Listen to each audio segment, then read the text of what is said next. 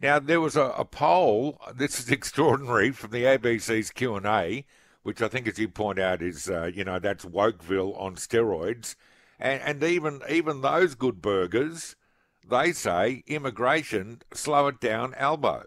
That's right, mate. It's hilarious. We've got probably the most woke cohort of Australians who watch the Q and Yes. A, and even there, 2/3 of Australians who were surveyed by Q and A. This is off over 3,000 votes, say that we should cut immigration to cope with the housing crisis. So even the wokesters at the ABC don't want it.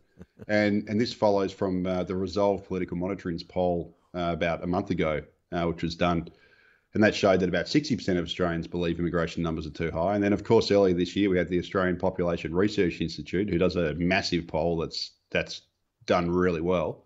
And that showed about 70% of Australians want immigration cut. So this has been the story for years, though, even leading up to COVID.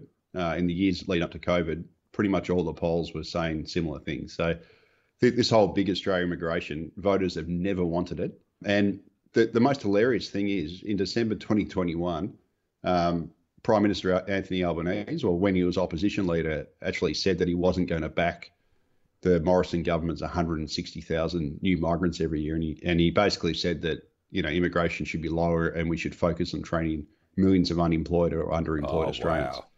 And he said that Wow. in December 2021. Now, Wow. obviously, so he gave the impression that he wasn't going to run a big immigration program. He then went Yeah. to the election in May the following year, didn't mention immigration once. And then as soon as he was elected, he uses the bogus Jobs and Skills Summit, packs it full of, groups who want higher immigration, says that they struck this fake consensus to raise immigration, and then used it to basically ram down the highest immigration intake in this nation's history when actual voters who have never been asked and don't want it, as all Yeah. these opinion polls show.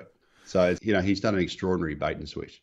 He hasn't he what? And as for the Jobs and Skills Summit, we were meant to be so low on skilled workers, and the only way to do it, only way to fix it, the only way to get the economy moving was to bring in heaps and heaps of skilled workers. They had that show, almost like a episode of the Midday Show, where people got up and made their typical plea. And then everything went quiet. It's like that, no one comes back each month and say, oh, by the way, we've got an extra 4,000 doctors. How good. It's almost like we had a problem solved by an episode of the Midday Show. It's ridiculous.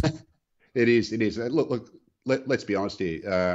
21 years ago, the Howard government, the former Howard government, did a review into the so-called skills crisis Australia was having back in 2001, or 22 years ago, it's hilarious. Like, I read that report, and you could literally republish it today and change the date, and it says exactly the same thing. So you had the same groups who were basically saying Australia faced a skills crisis, and we've got to import loads of people from overseas to solve the skills crisis. 20 years later, Australia's population has grown by 6 million people. We've had, probably 3 million plus of so-called skilled migrants imported into Australia. And guess what? We've still got a skills crisis. and all this tells you is that it never solves the problem because No. the people we bring in generally aren't that skilled, and they tend to not work in the areas where they're supposed to be qualified. Yeah. And then obviously, if you're going to bring in, say, 100,000 construction workers to build houses, well, those people then need hospital care. So you create shortages in the hospitals. So then you import doctors who then need houses.